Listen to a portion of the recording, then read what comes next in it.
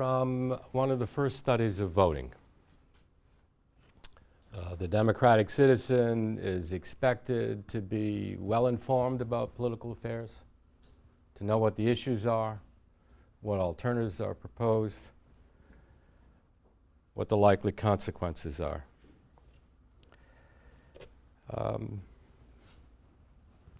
And beginning with that study, voting, the systematic study of public opinion thereafter has consistently focused on debunking the myth of the responsible citizen.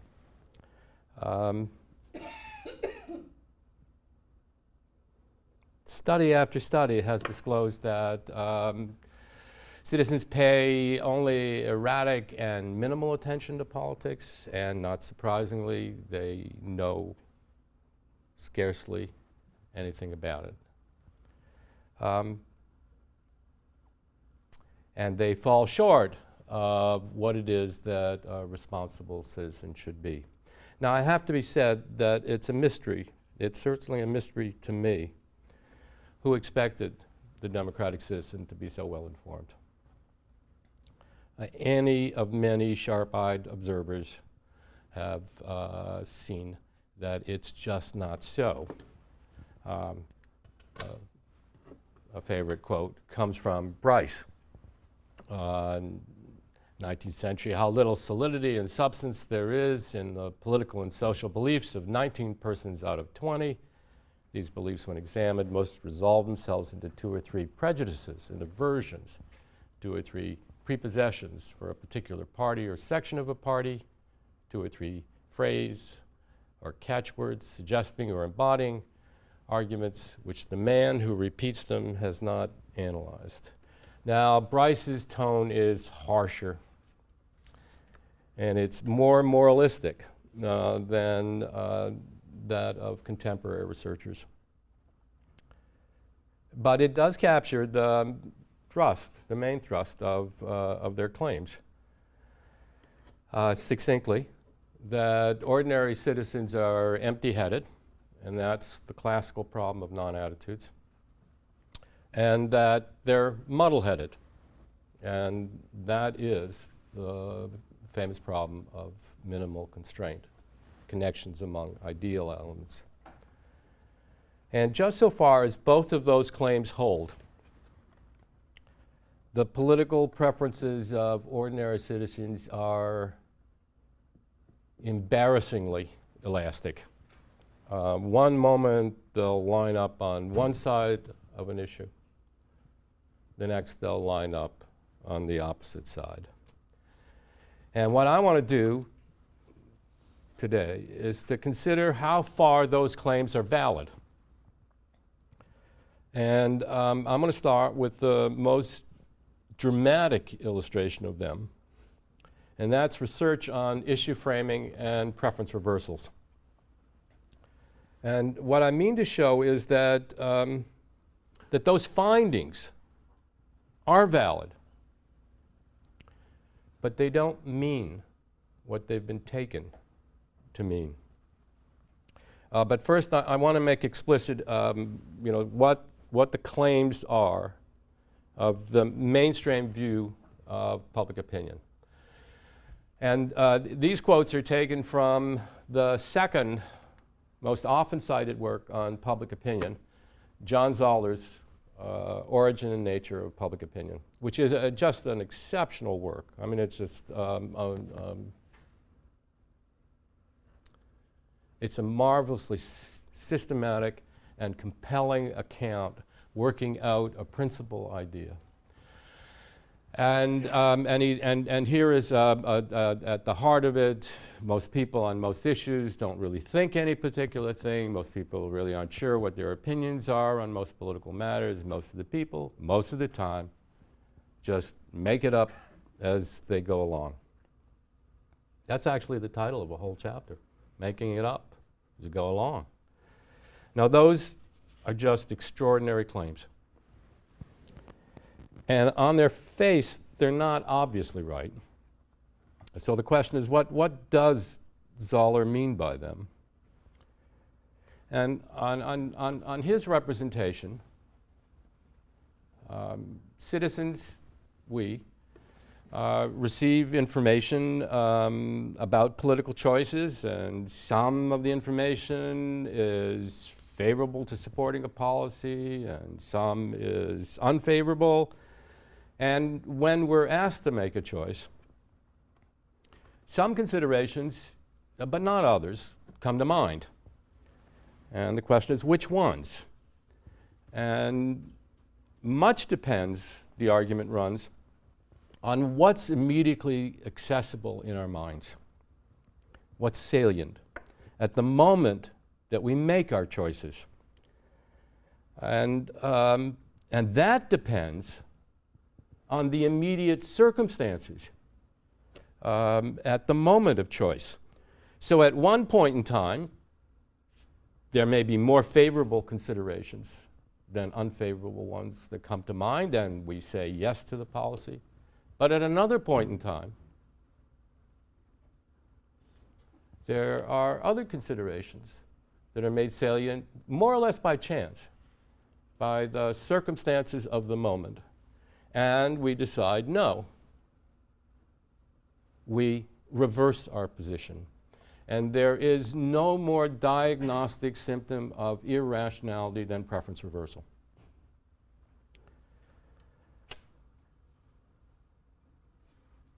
It's not merely that it is the criterial sign of irrationality, but preference reversal is the signal that citizens are open to elite manipulation. And the door opens because whoever gets to frame an issue, whoever gets to put an issue in terms that make salient one set of considerations, but not another, gets to decide what the outcome is going to be. And so elites aim to frame issues in order that they can, merely by the presentation of the terms of the issue, win the support of a majority. And insofar as that view of framing and preference reversals is right, then citizens really are, they're not just puppets whose strings are being pulled by elites. They're puppets in yet another sense. It's a matter of their reactions being a stimulus and a response. There's it just doesn't make a lot of sense to speak about their reasoning about an issue. They're deliberating about it, not even they're being deliberate about a political choice. Now, as it happens, there just isn't a lot of evidence for a key postulate of Zoller's model, namely that most people have about a roughly equal balance of positive and negative considerations that they can call on. But there is a great deal of evidence for the power of framing, issue framing, to induce preference reversals. And it's not possible, and it just isn't acceptable to dismiss that evidence. And if you want to give an account that posits that there is coherence of choice by citizens, it is necessary to account for those framing effects and preference reversals. And the key, I think, the key I'm going to rely on, is that a defining attribute of democratic politics is competition. That was the lesson of Schumpeter. Democratic politics consists in an organized competition between elites for public power. And as part of that competition, elites compete against one another in the framing of issues. Each side does what's in its power to make salient considerations that are favorable to their side. And it's the collision of views that, so far from producing confusion, is a condition for clarity and coherence. Here's a classic example of a framing experiment. The issue is whether or not the Ku Klux Klan should be allowed to hold a rally. And it's a randomized experiment, and one half of the respondents are assigned to a condition where they're asked whether or not the Klan should be able to have a rally, and in the course of being asked about that, they're reminded of the value of free speech. In the other condition, everything's exactly the same, but except for their attention being directed to the value of free speech, they're told, well, there is a risk of violence. And lo and behold, it's observed that in the free speech frame, a majority supports the right of the Klan to hold a rally. And in the risk of violence frame, a majority opposes it.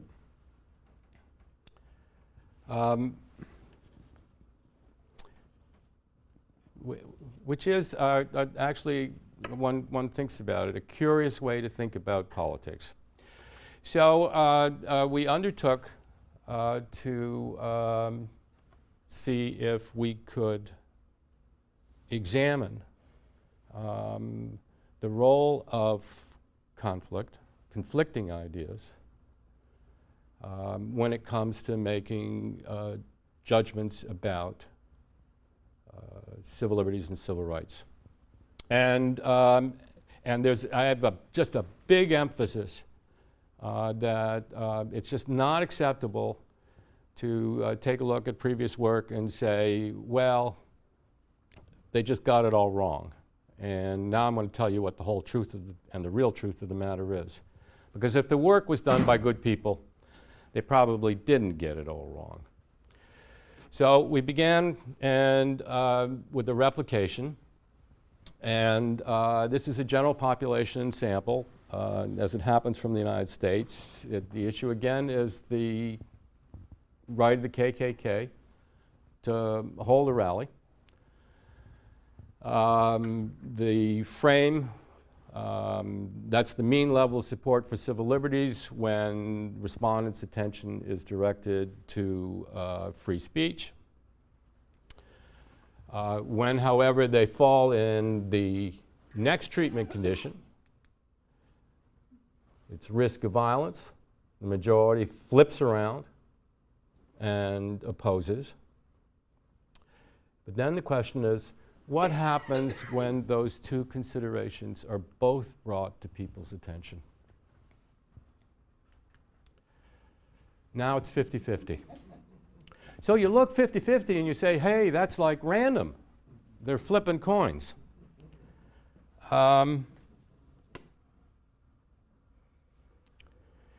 What is it that we should mean when we say of someone that they've made a coherent choice? A proposal.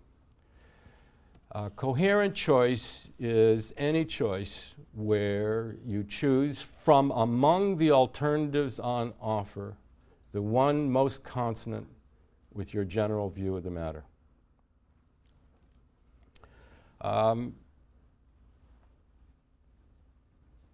General view of the matter. What's the general view of the matter that's relevant to issues of civil liberties? You can think of, there is a clash of values. Order is a value. Individual freedom is a value.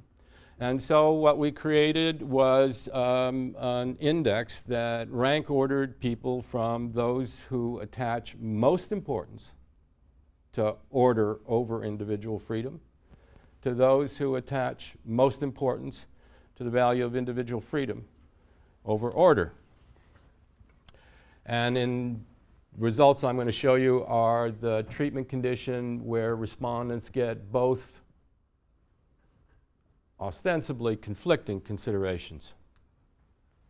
Along the horizontal axis, you've got people rank ordered from those for whom order is their dominating value to those for whom it's freedom.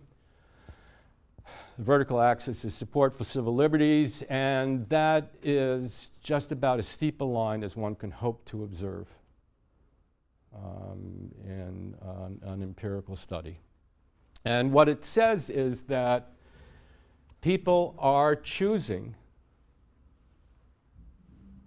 the alternative, yes to KKK rallies, no to KKK rallies, conditional on, almost wholly conditional on, their general view of the relative importance of the values of order and freedom.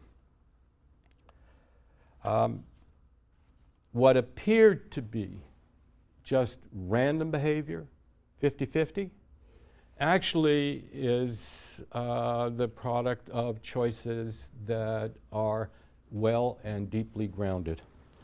And it's the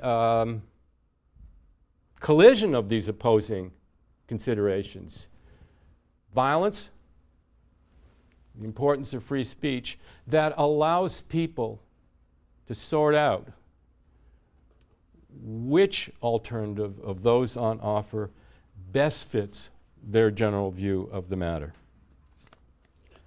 Now, those results, I think, open the door to a kind of broader view of I'm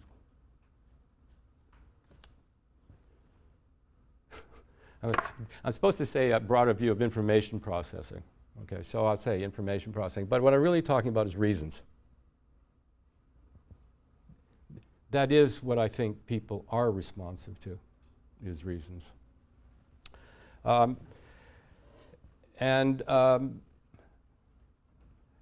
it happens, it's a colleague of yours, John Bullock, who really has done a pivotal study that shows the necessity for reconsideration of the relative roles of kind of automatic reflexive responses to partisan cues and consideration of policy relevant information.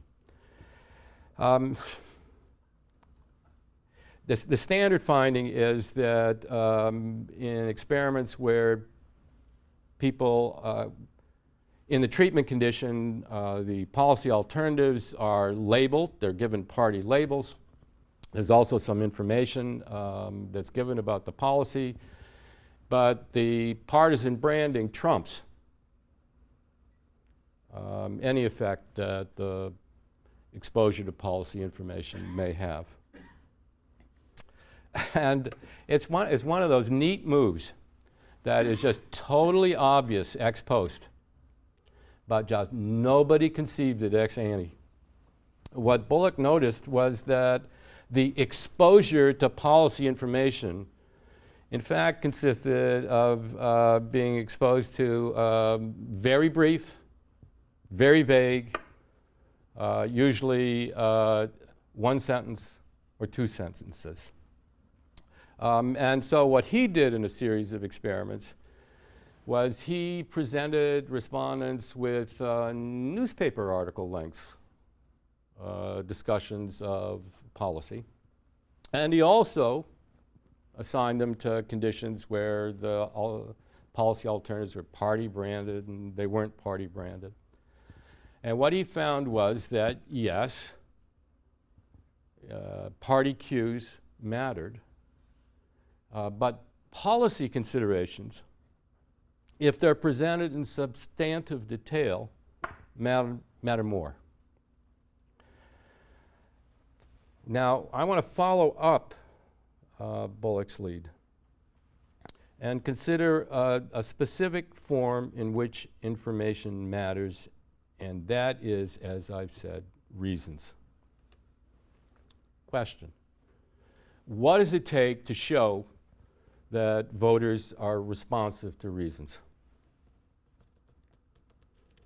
Well, here are the results of an ingenious experiment by Laura Stoker.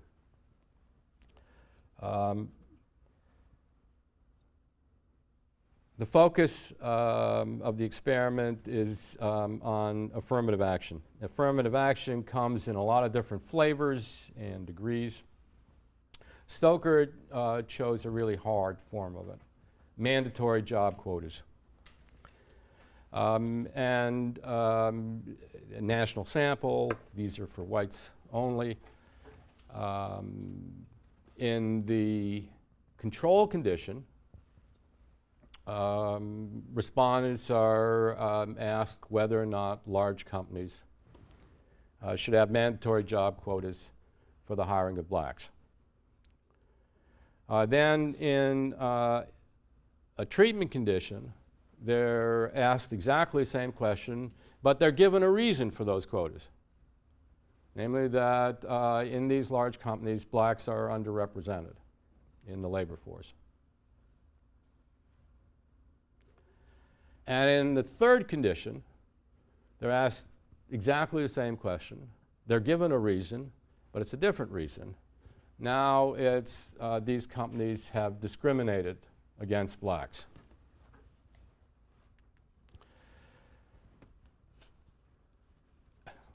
Affirmative action is not a popular policy. You get only a little bit more than 1 out of 5 who are willing to say, yes, I support it. What happens when they're given a reason?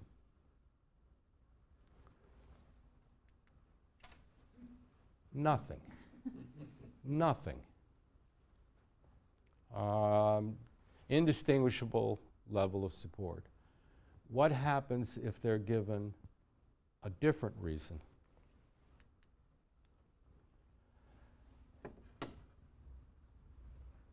Okay, there's still less than the majority that supports affirmative action. Although as it happens, that really is a substantial level of responsiveness. So what's important about that experiment? Why do I say that it's ingenious? Because what the design allowed Stoker to show was that it's the particular reason that matters. The particular argument that's being made, not being argued with. It's not pliability, it's persuasion. Okay, here's another experiment that makes the same point, but maybe just a little bit more sharply. It was inspired by a classic experiment. Gosh, it might actually have been done at Yale. The Xerox experiment. So here's how the experiment works. For everybody who knows when Xerox machines were a primary instrument in an office. So there's a Xerox machine, it's busy. The experimenter has a secret Confederate. The Confederate goes up to the line, jumps the queue, goes to the head of the line, and says, excuse me, I've got to make a copy. That's right, sweetie. It's just ingenious. I mean, it has the grammatical form of a reason, but it's not a reason. Everybody is in line for exactly that same purpose. And so the idea is to see, sort of who's going to yield.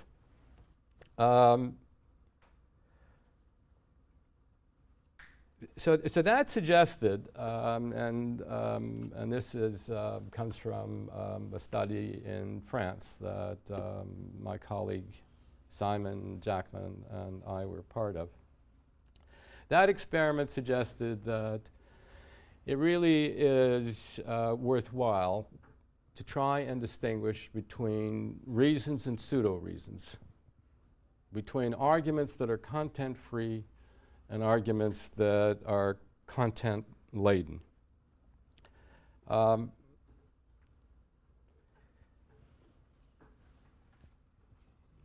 Is it the case that citizens are capable of distinguishing between reasons and pseudo-reasons?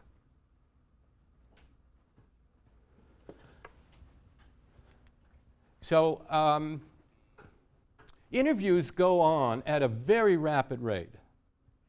I mean, it is an astonishment to me that so many people have written about the erratic behavior of people in public opinion interviews without having any sense at all of how quick things go. I asked you a question, you give an answer. I asked you another one, you give me an answer. Whatever answer you gave me, I asked you another question and another and another. So that answering, choosing sides, is a probabilistic process. It's not a deterministic side. Sometimes the initial response is on the mark and it reflects your general view of the matter, and sometimes it doesn't. So what we designed with this is a variation on what's called the counter-argument technique. In this case, the issue is a standard social welfare issue about whether the government should do more or not for the unemployed. And then randomly, if you took the position that's liberal in the American sense, one half of the folks were assigned the content-laden counter-argument. You know, if the unemployment benefits are too high, then unemployed will not be encouraged to look for a job. But one half got a counter-argument that was free of content. Just, you know, if you think about all the problems of life and, you know, that this, will you change, then the question is, will you change your mind? Will you go to the other side of the issue? And on the other hand, for those who took a conservative position, randomly, one half of the time, they got a content-laden counter-argument. Today's benefits, there are many families that just can't get by. Or they got exactly the same content-free counter-argument.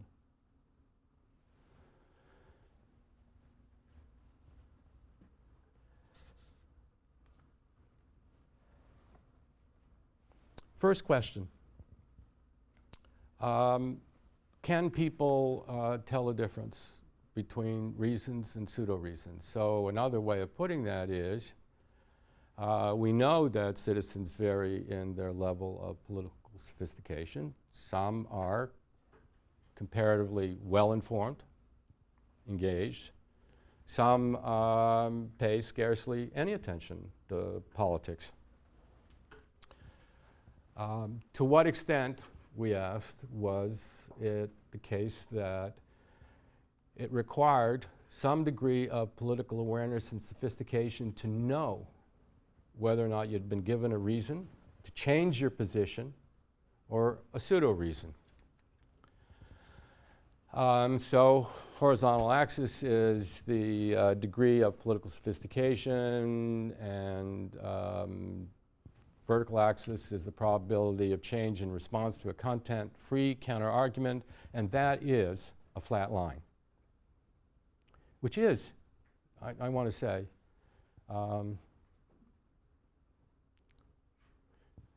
which is actually worth remembering and taking as something that you might want to reflect on. Because what it's saying is that even those who have a minimal degree of awareness of politics, who are minimally engaged, are just as good as those who are sophisticated in recognizing when they haven't been given a relevant reason to change their position.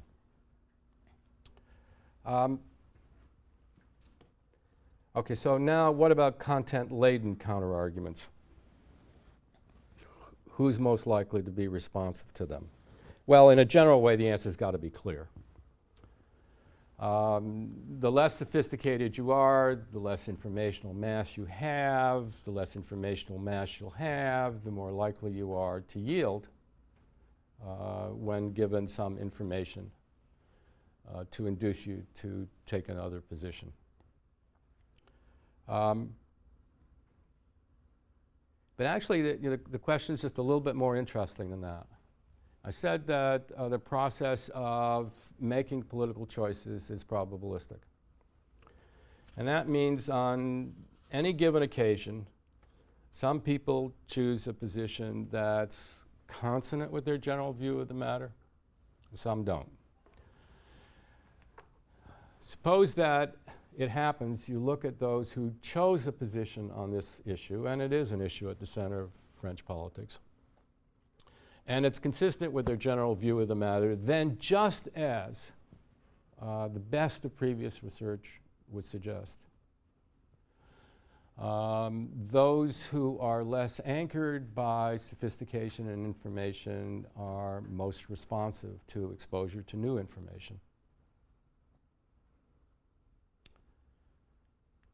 But what if the initial position that you took wasn't really the one which, on reflection, on deliberation, is the one that would best represent your overall orientation?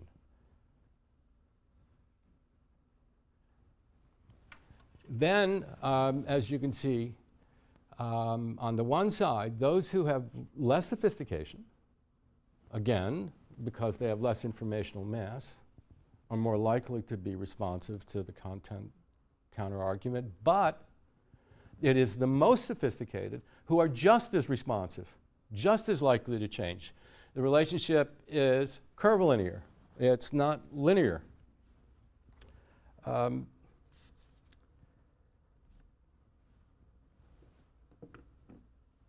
So what have I, up to this point, what I've argued, what I hope I've persuaded you to consider, is that contrary to the canonical view, preference for reversals are just not a built-in feature of public opinion. Voters are responsive to information. That's right. But it's information primarily in the form of relevant reasons. Relevant, that is, in light of their general view of the matter. And I now want to consider, this will be the last of the empirical demonstrations, a really much harder problem. And that's support for civil liberties.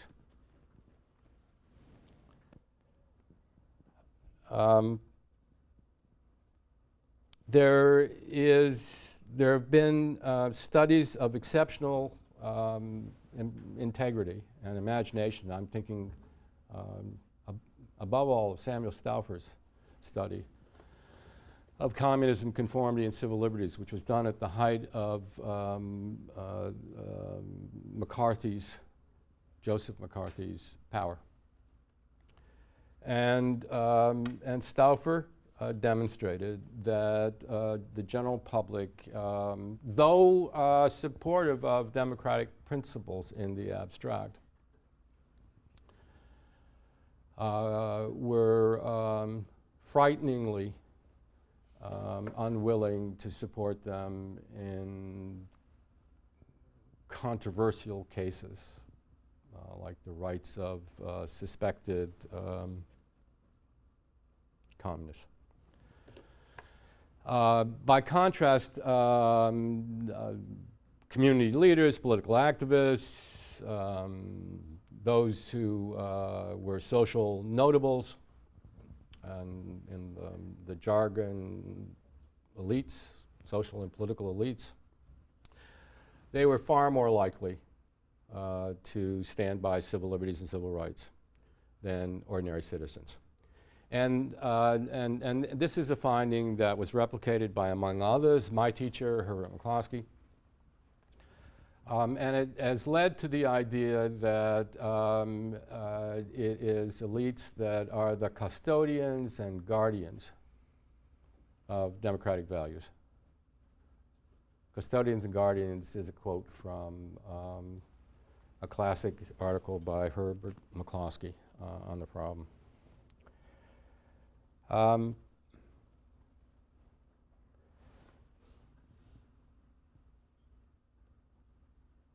I actually don't think that's I don't think that it's right, the inferences that were drawn from those from the latter study particularly, and the ones that followed.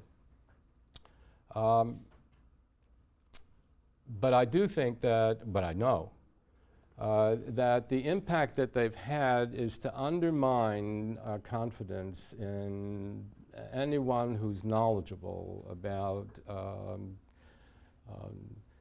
the competence of ordinary citizens to think about political matters. It's to undermine their confidence that citizens can really hold it together when it comes to a crisis over civil liberties. And that is the reason for my interest in the Danish cartoon crisis. Now, I wish that it had gotten some other name. You know, cartoon and crisis, they just tend to undermine each other. But it was. It was the biggest crisis in Danish politics, said the Prime Minister, since the Second World War. So the newspaper in Aarhus in September of 2005 publishes the 12 of these cartoons. How many of you have actually seen the cartoons? Oh. I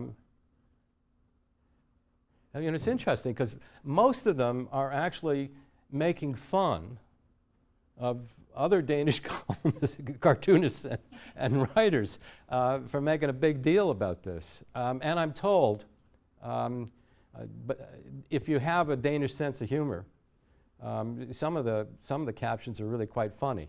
But even when they've been translated for me, I don't get it. But there certainly are several that are blatantly offensive. This, as political scientists should instantly appreciate, is a wonderful opportunity for elites. And so Middle East governments, led by Egypt, decide that they've got to defend the faith, and they send some ambassadors. Everybody's a politician, okay? And politicians have incentives to do things that they think are going to help them next time around they run. And so the Danish Prime Minister decides that he's not going to take a courtesy meeting. He's going to say, absolutely not. Freedom of speech is not something you can compromise, which is an interesting line of reasoning. You could quite easily say that after the meeting. Anyway, and then things start to take off. There's a bounty. Then there comes a delegation of imams from Aarhus. And then everybody starts to get into the act, saying this is, outside Denmark, this is really something terrible. January the 7th, the cartoons are reprinted. 3 weeks, things explode. There's boycotts, ambassadors are recalled, the Danish flag is burnt, the embassies, 2 embassies are burnt to the ground. Huge demonstrations and assassination attempts, one after another, after another, after another, all happily unsuccessful. to kill the cartoonists, especially the one that did the cartoon with the bomb in the turban, and one really quite elaborate one to machine gun everybody in the newspaper offices at the newspaper in Aarhus.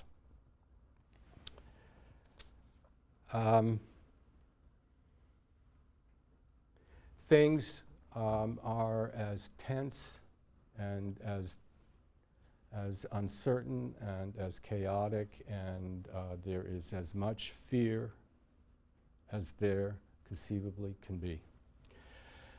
There are colleagues at the University of Aarhus, led by an exceptional woman, Lisa Togaby, and three of her younger colleagues. Rune Stubager, Michael Bang-Pedersen, and Rune Slotas. And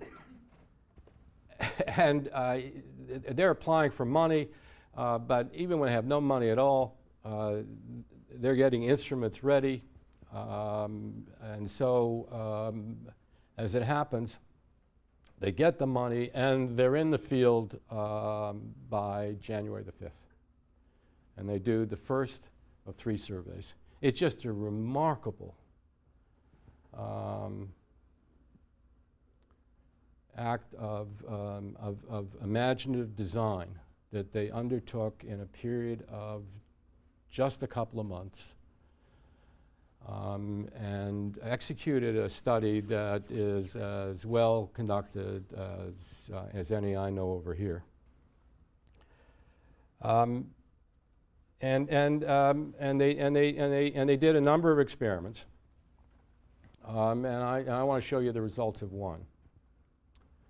And I think that it is a trophy example of how simple can be splendid. The principal concern that they had was how big the backlash was going to be against Muslim immigrants. So what they did was, in the course of the interview, they randomly assigned 1/10 of the respondents to being asked 4 standard questions about civil liberties and civil rights about Muslim immigrants. And they randomly assigned 1/10 to being asked exactly the same questions, except about Islamic fundamentalists. And since the assignments are random, it means that those who are being asked about Muslim immigrants and those who are being asked about Islamic fundamentalists are, in every respect, alike, unobservable as well as observable, chance differences aside. Can't get analysis, it's simpler than that. Here's a crosstab. There are 4 questions: right to take part in the public debate, to demonstrate, speak at high schools. There's actually a reason for, in the Danish context, for asking that. Opposition to telephone tapping.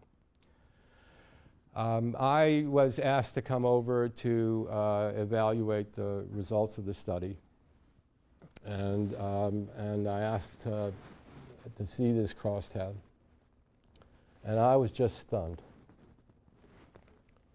I did not think, never did I expect that ordinary citizens, in the midst of this crisis, would draw a bright line distinction between Muslims and Islamic fundamentalists.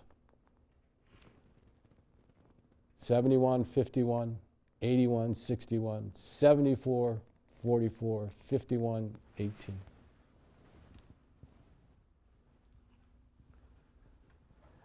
Every theory of prejudice of which I'm aware should lead one to expect that the anger and the fear that people felt about Islamic fundamentalists, and they surely were angry and they were frightened, should spill over onto their feelings about Muslim immigrants, who are not very well liked in any case. But no, it turned out there is this bright line distinction. So what does the distinction actually mean? Here's where I think my colleagues were just so clever. I said 1/n of the sample was asked about Muslims, 1/n about Islamic fundamentalists. And that's because another nth, randomly selected, was asked about Christian fundamentalists. They're the Danish version of born-again Christians. Very unhappy, for example, with gays. Controversial, but indisputably legitimate. Here's a comparison of the level of support for the right of Muslims to take part in public debate. And that's the level of support for the right of born-again Christians to take part in public debate. Just as much support for the rights of Muslims as for the rights of an indisputably Danish, indisputably legitimate group. Second item, exactly the same result, just as much support. Third item, same result, exactly just as much support. Fourth item, exactly as much support. These results are being reported in the book that we have that's coming out, Paradoxes of Liberal Democracy. I think I've been about as emphatic as I can be in telling you that I didn't expect to see what I saw. And it took, oh boy, the better part of a year to try and hit upon some hypothesis that would make sense of results that just blew me away. And the hypothesis is this. There has to be a tendency to economy. There are a lot of different groups out there. People can't form judgments about each and every group one by one by one by one by one. They've got to find some way to simplify the task. How is a task simplified? It's really by thinking of groups of being one of two types, assigning them to one of two categories. There are groups like born-again Christians whose views are out of step with the mainstream, but they accept the rules of the game. Call them out of the mainstream. But then there are groups whose views are really at odds with the institutions and norms of the society, and who are not merely critics, they're adversaries. So the expectation then was that, yes, Muslims, like Christian fundamentalists, their views are out of step, but they are not challenging the rules of Danish society. And like is like. On the other hand, Islamic fundamentalists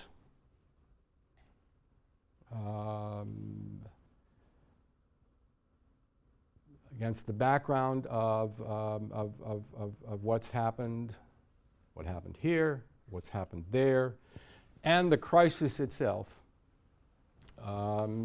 they are not merely out of step, they're at odds with, and will be treated like other groups that are also classified as transgressive. So here's an example. Again, it's 1/n of the sample. We're asked about neo-Nazis. And you can see that Islamic fundamentalists are put in exactly the same bin as neo-Nazis, and as it happens, other similarly transgressive groups. I want to close. And I want to close by saying just a word about what's common to these three Castle lectures. And first is attempted to observe that there are some paradoxical costs of commitment to democratic values. In the first lecture, what I showed was that the very concern with the injustice of racism has led to a exclusive concentration on ill will towards black Americans, which is surely commendable. But it's come at the cost of exaggerating the power of prejudice and overlooking, as it happens altogether, the influence of goodwill among white Americans.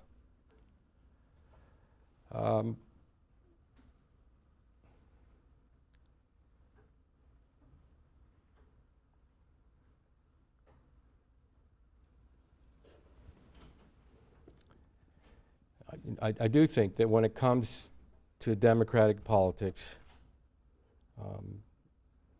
everything comes at a price, and that was at the root of the lecture about multiculturalism.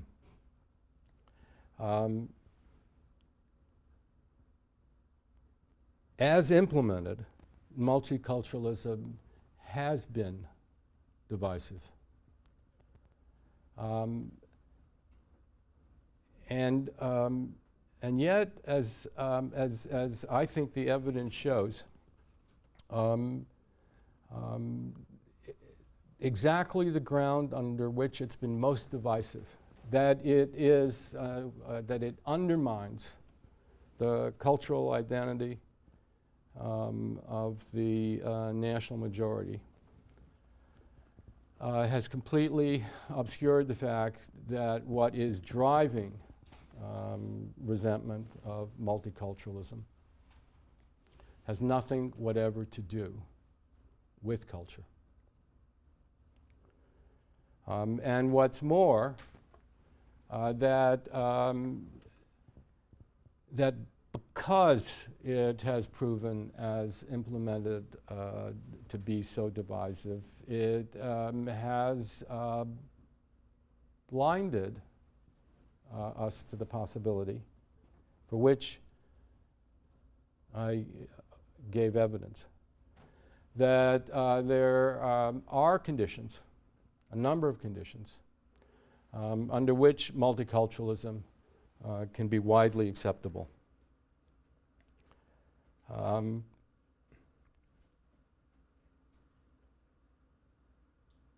And today, what I've tried to show you is that even some of the studies which show, or seem to show, the worst form of rationality in mass publics, namely preference reversals, on closer examination actually show that choices are being made, choices you may not care for,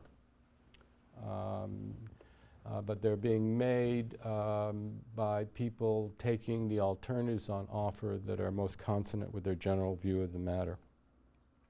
And what do I take all those results to amount to? It's that it requires faith to believe in the capacity of citizens to contribute to liberal democracies. But there are, crucially, reasons for faith. And that all in all, as I said, I meant to illustrate at the beginning, citizens are better at reasoning about political choices and have better reasons for the choices that they make than has been recognized. Questions?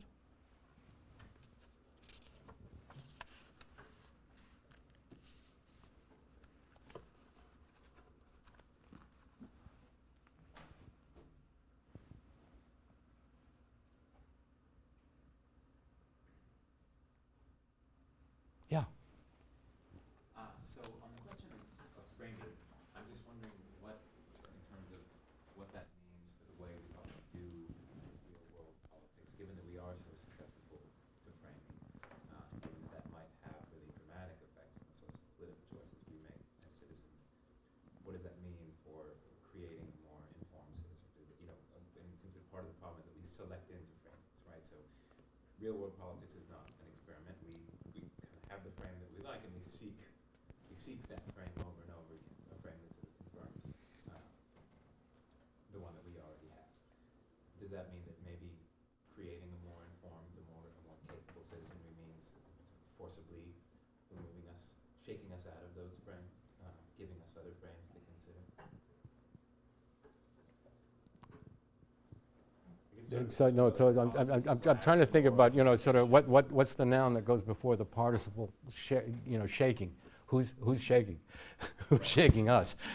Okay, so, 115-second summary of research on political reasoning in mass publics.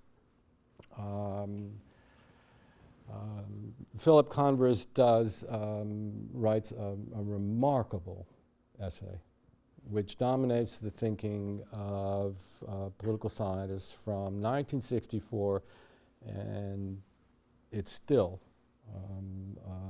the kind of intuition of the thoughtful about what citizens are like. And it's a story about citizens simply being disengaged from politics and lacking in political ideas.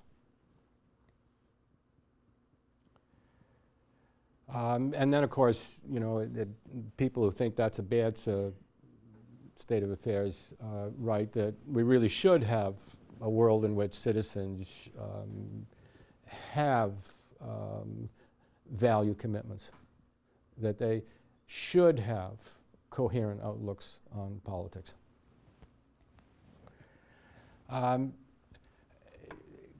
Others, become persuaded that actually there is a substantial fraction of the electorate that has exactly that.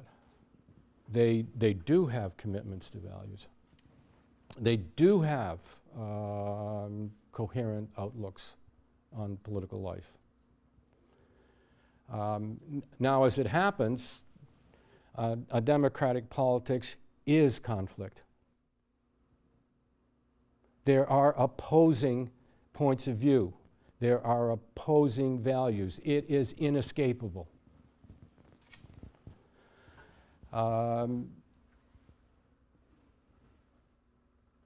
It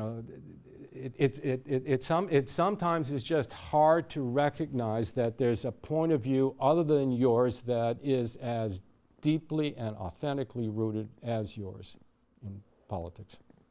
And so, to simplify, right versus left. So what happens in a world in which citizens are capable of making commitments to a conservative idea of politics, and others are capable of committing themselves to a liberal idea of politics? then you get into a world in which people have reasons for choice.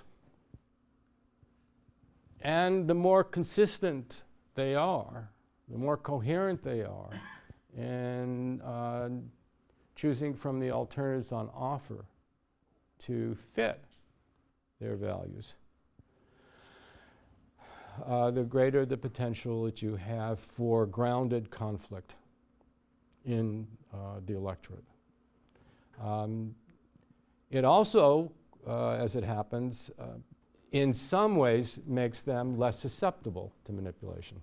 They, when I started, I had this idea of survey experiments. That was a good idea. I lucked into that one. But I started off with this idea. I still lived in the world you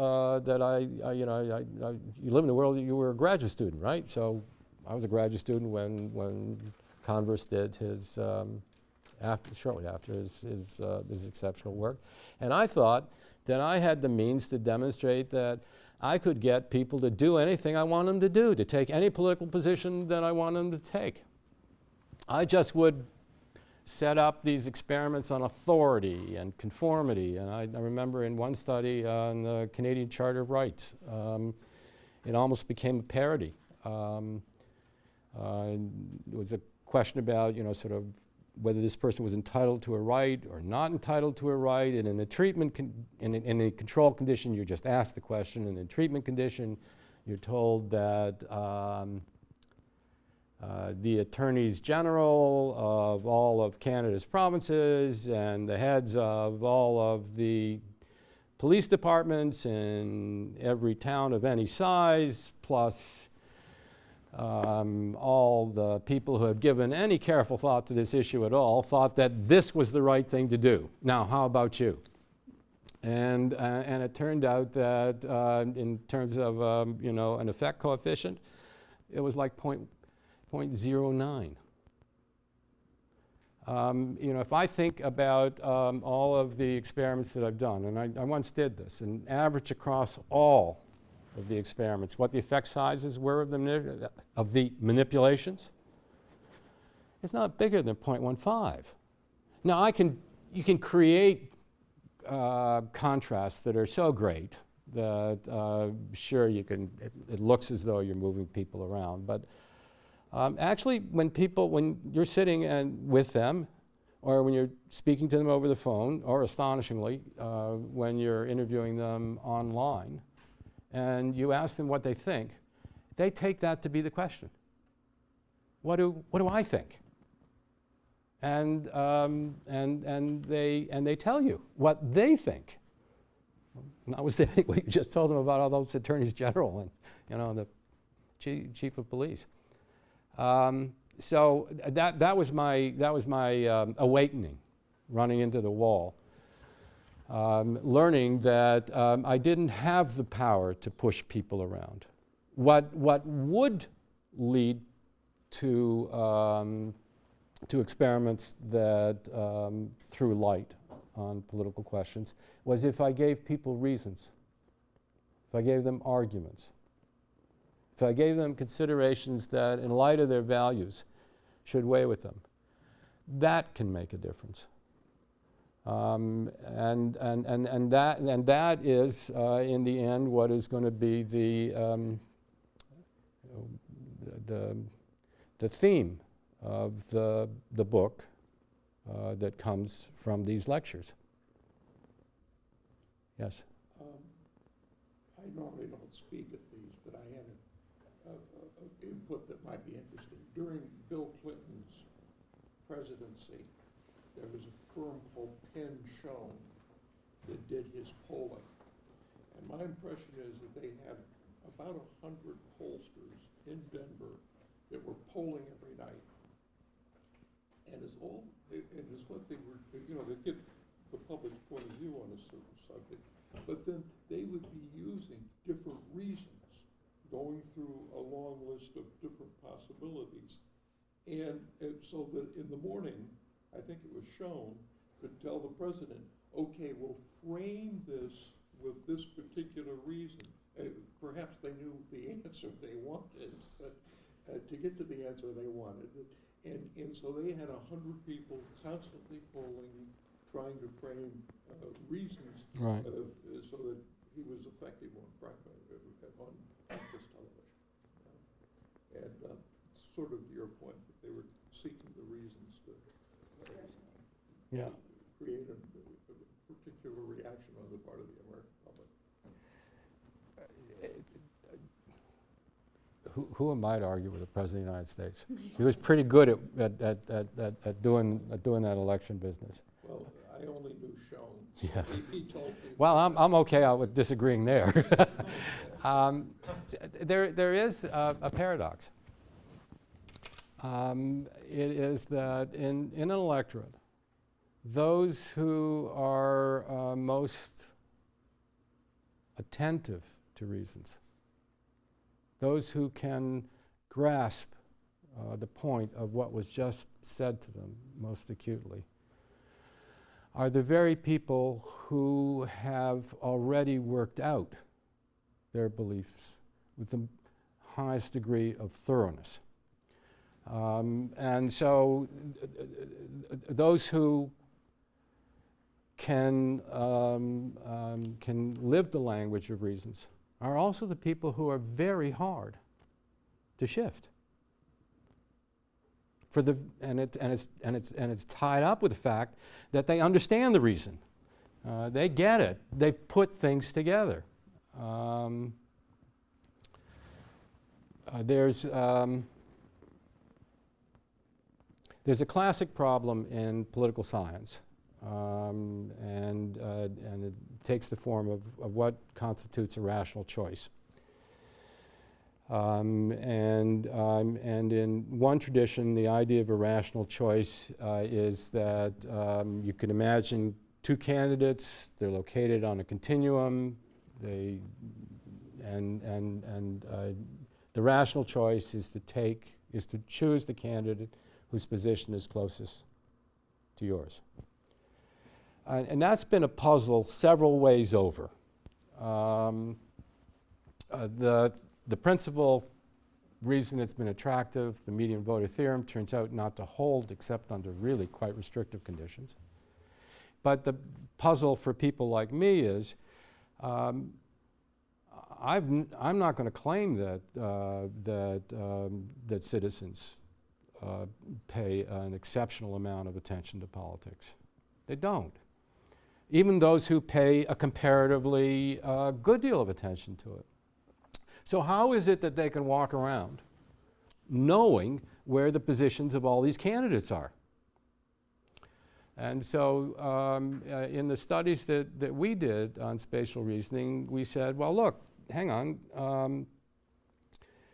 Yes, there are the two pieces of information in the classical model, which is the policy positions of the two candidates. But there are two other pieces of information. And that's the party's banner who's the candidate's running under. And for those people who have an overall view of politics, who identify themselves with the party that matches their overall outlook, who understand that Republicans are more conservative than Democrats. These aren't really demanding criterion. A lot of partisans satisfy them. They can deduce correctly, if they know the party labels, which candidate to vote for that will best satisfy their preferences all in all. Okay, so I said everything has a price. So what's the price of being, in that sense, capable of a rational choice? As we try to demonstrate, what it allows is the candidate of your party can take any position that the candidate wants, so long as he or she lines up vis-a-vis the opponent in the right order, the Democrat to the left of the Republican. And so there's this terrible irony that just insofar as large numbers of American politics understand what American politics is about, which is ideological politics, they become prisoners of their own party. Because even if their candidate is not the candidate who's closest to them, their best choice is always to support their party, to maximize their preferences, all in all. Yes? I have a question, the distinction between content and no content arguments. It seems like in the affirmative action case, you present two cases with content. One is underrepresented, one is discrimination. And then in the Canada example you mentioned, that seemed like an argument without content, but it appeals to this idea of authority maybe or something else. And I was just wondering if you've come across cases where different forms of argument without content get different kinds of responses from people. I mean, the short answer is this is the only time that we did it. I mean to do it the next study that I do. One of the really great advantages of it, which I didn't say, is that, okay, if I take a liberal position and the interviewer is trying to talk me out of it, they're going to give me a reason that a liberal should consider for changing their position. If I take a conservative position, the interviewer is going to give me a reason that a conservative should consider for changing their position. So what if you notice that there's an asymmetry? That liberals, you can talk liberals out of their position more easily than you can talk conservatives out of. Well, what's the explanation for that? Well, maybe liberals are more yielding, but then again, maybe the argument that you thought up was stronger. But how do you tell whether it's stronger? You tell whether it's stronger by its effects. So it becomes just tautological. So the way we got to the content-free counter-argument in truth was I was trying to find an argument that could be given exactly the same to opposing sides to see which was more susceptible to change. And the absolutely candid explanation of how I got the idea was when I joined a study of politics in Italy. And I saw my collaborators, you know, and not all stereotypes are totally false. It was just a lot of gesticulation that was going on. And that's where I got the idea that we could do something like the same thing with respondents and sort of wave our arms around verbally and make like we were saying something. And I would love to do that over here when it comes to issues of race. Love to. Yep. The treatments that you showed us, especially in the affirmative action case, the one that actually changed behavior, I would say caused some kind of emotional reaction. Just hearing the word discrimination, I mean, it's clear that I'm going to oppose that. How can we disentangle emotion from reasoning? I actually don't think we should. I don't think we should on two grounds. One, in every area that I can think of, except at almost the instant of birth, affect and belief run right through each other. But if that's not true in general, it is the heart of the matter when it comes to politics. When we talk about what we care about, the ideas we care about, they're just shot through with our feelings. That's why politics has a capacity to engage people. It's also why it's the only domain in social life that I know of where it's not only acceptable, but it's appropriate to heap disdain on your opponent, on those who disagree with you. It's right to say that they're wrong, that they're deeply wrong, they're wrong all the way down. It is the passions. But the idea that, that passion has something to do with irrationality and belief over here has got something to do with rationality, I think misses what drives politics. Yeah. Isn't there still a concern that public opinion could be influenced by bad reasons?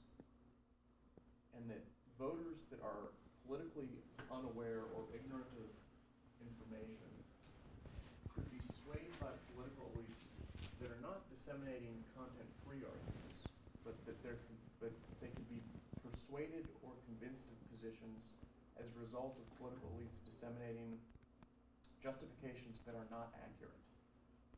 Voters could be provided with bad reasons for why they should support parties, candidates, or policies in a way that they're not content-free. It's just that they're bad forms of argumentation, but voters don't recognize the bad forms of argumentation or the incorrect logic that's being used simply due to their ignorance of political information. I'm going to say yes, and then I'm going to ask to beg indulgence and to say what I said at the very start of the first lecture.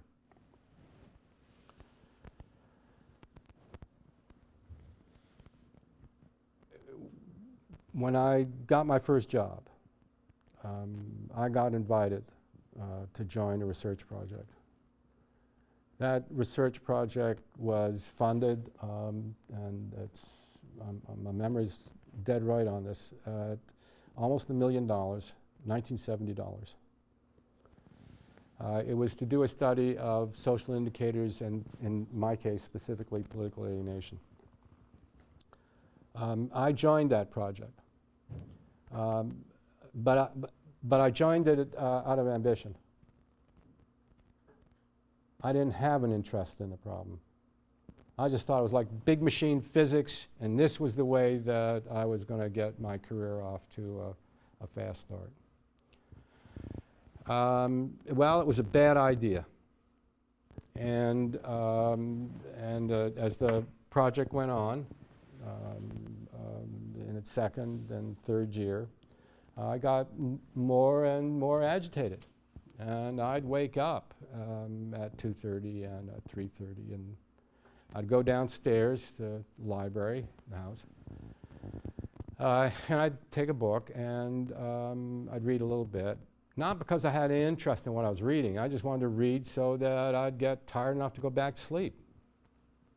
And then one night, I woke up again and went downstairs, and my hand fell on the Federalist Papers. I didn't choose them. Okay? So I took it out, sat down on a sofa, opened them up, at random, and started to read. I read 2, and I stopped. And then said, well, suppose you'd been reading them there and then. How would you have decided? Would it have persuaded you?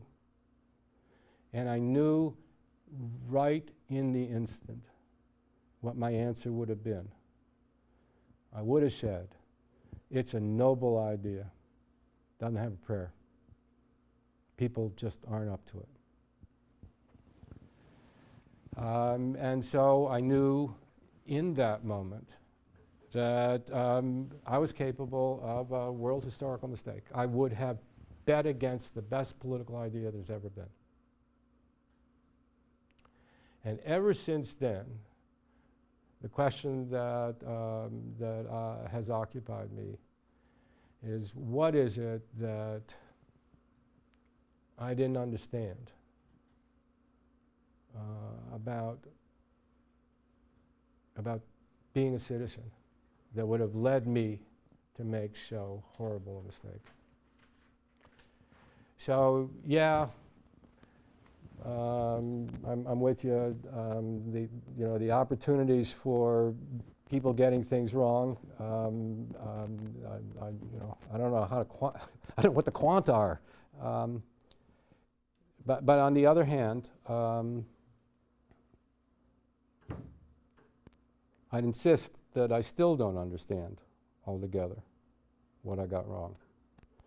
But I believe I've got some better reasons for understanding why. All in all, the world being as it is, imperfect as it is, if you get lucky and have some institutions in place, yeah, I'll bet on citizens.